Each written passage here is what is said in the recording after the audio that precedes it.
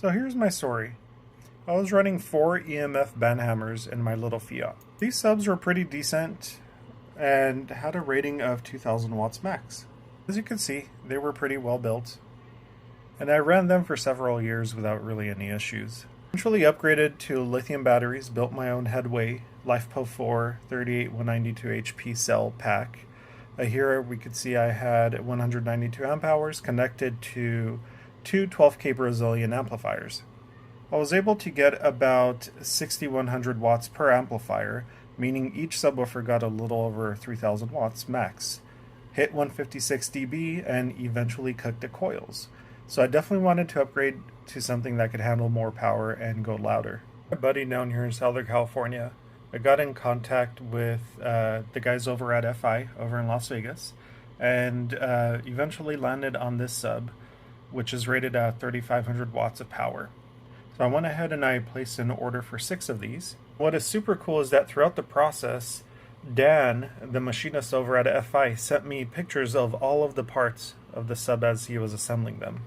See, we have the different components, the magnets, the motors that were being put together. He even sent me videos as he was machining these parts, which I thought was super cool, and I can't imagine any other manufacturer doing this. When I received them, I was incredibly surprised at their build quality. The coils, you could tell, would take a lot of power, and just the amount of glue and everything used on these was pretty significant.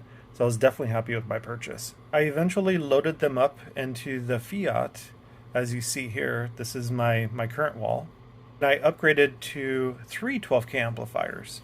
This means that we knew each sub was getting 3000 watts. Unlike the Ban Hammers, these things could take the power quite easily, and I believe we metered the car at a little over 159, so I knew we could definitely up the power on them. As they say, the rest is history. The only way I could get more power in my little car with the room I had available was to tie into the 400 volt traction battery. I then tried a Stetsom Force One, which actually has 600 volt components. This one is handling the power perfectly and pushes those subwoofers quite significantly. So I would say it's safe to say that I personally really love my Fi subwoofers, and I think they'd be happy to know that they're essentially, the first subwoofer brand in the world to be run on a build that's running high voltage, about 400 volts to the coils running directly from the traction battery of an electric car.